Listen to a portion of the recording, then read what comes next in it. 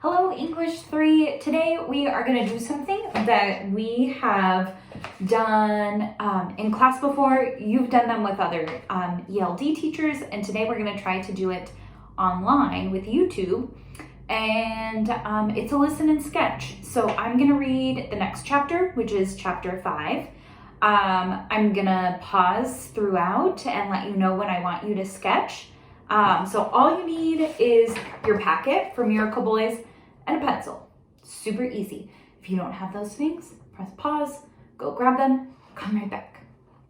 Okay, I'm gonna pretend you went and got your packet. I want you guys to go to this page. It says visual analysis, which is a really fancy way of basically saying listen and sketch. So you don't even need your book for this. I'm going to start reading. I'll let you know when I want you to draw. So just get cozy. Maybe close your eyes. Don't fall asleep though. Maybe you want to look out a window or just stare up at the ceiling and really just try to be imagining what's really going on. This is a pretty short chapter. But we've got some good visualization that we can be thinking about. All right, here we go. Chapter 5. After Mama died, my great aunt Cecil came up from South Carolina saying she was going to take me and Tyree back home to live with her. She's a small woman with white hair, tiny silver glasses, and hands that shake whenever she eats or drinks something. The two things I noticed right off were how she smelled, like the candy part of apple. The two things I noticed right off were how she smelled like candy, the candy part of candy apples, and how perfect her teeth were. Tyree said it would be 2,000 miracles rolled into one if they were real. I had met Aunt Cecil only once, when I was real small, and Mama had taken us all down south for our daddy's uncle's funeral. Aunt Cecil was our daddy's aunt. I didn't remember much about that time, but Aunt Cecil remembered me. You were just an ant of a thing, she said. Really tiny. Picking me up like I was still 2 instead of 9 and squeezing me to her. And look at you now, just beautiful as I don't know what. I'd never been called a beautiful boy by anyone. And after Aunt Cecil said that, I went into my bathroom and checked myself in the mirror. Tyree always said I looked like our daddy. He was dark and curly-headed with brown eyes. My eyes were more black than brown, and my hair's more kinky than curly. Tyree makes me keep it short, sort of a fade. And when it's real short, you can see where it starts out as curls. I looked at myself in the mirror, and I tried to smile like Tyree, but one of my front teeth overlaps the other in a way that makes me look a little bit meaner than I actually am. Still, maybe Aunt Cecil was right. Maybe I was beautiful underneath it all. This is our first pause. So take out your pencil and your packet, and in box number 1, draw whatever you're visualizing while I'm reading. You could pause the video for 2 minutes. That's usually the time I give you in class. But you have all the time in the world right now. So if you want to get into this and get artistic and take 5 minutes and add all the details or whatever you want to do, up to you. If you want to add color, if you have that at home, do that. I just need to see some sort of image that represents what I just read in this part. If you didn't understand it, if you want to listen again, you can rewind. You have control over this. That's the exciting part. All right, hit pause. And when you're ready, hit unpause, and we're going to keep going. All right. All day long, people had been coming in and out of our apartment, bringing us food and juice and talking about how sorry they were and how big I was getting.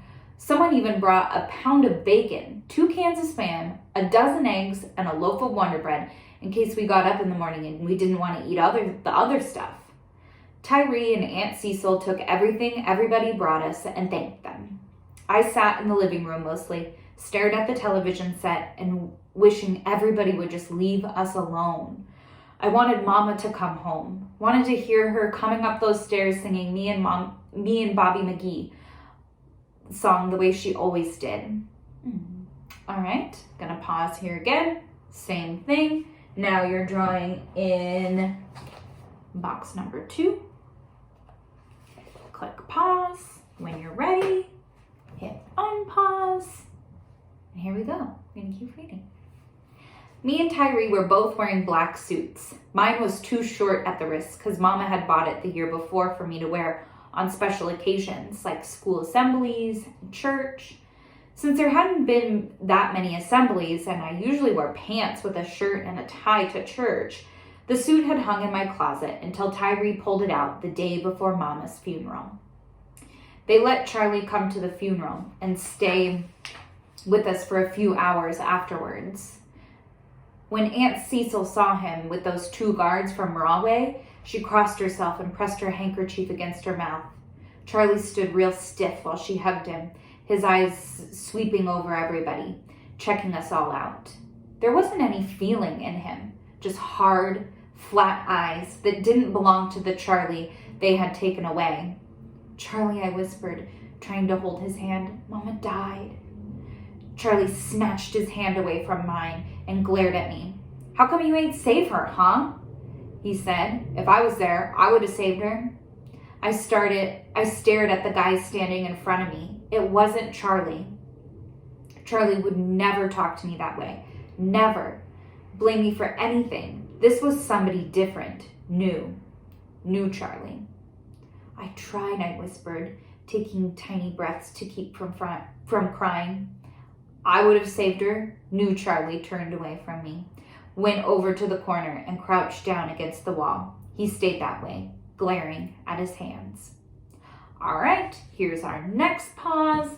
Pack it back out. Going to part 3. We're in the funeral now. This is also interesting because from the beginning of the book, he's called him New Charlie, but we didn't really understand why until this moment. So, very cool. All right, click pause. When you're ready, hit unpause, and we're almost already done. Here we go. The 2 guards watched him the whole time. By the time he had let go, I was relieved. I didn't kill her. I want to keep saying to New Charlie, but I couldn't.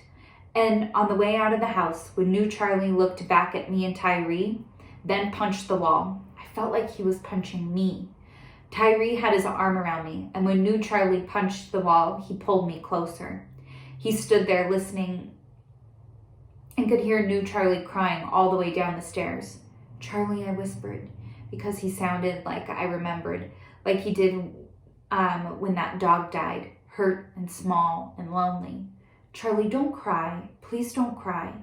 His crying sounds kept coming through, but they got softer and softer, moving farther and farther away.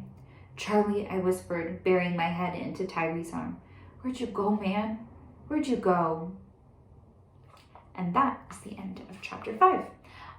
So feel free to go back and listen again, do whatever you need.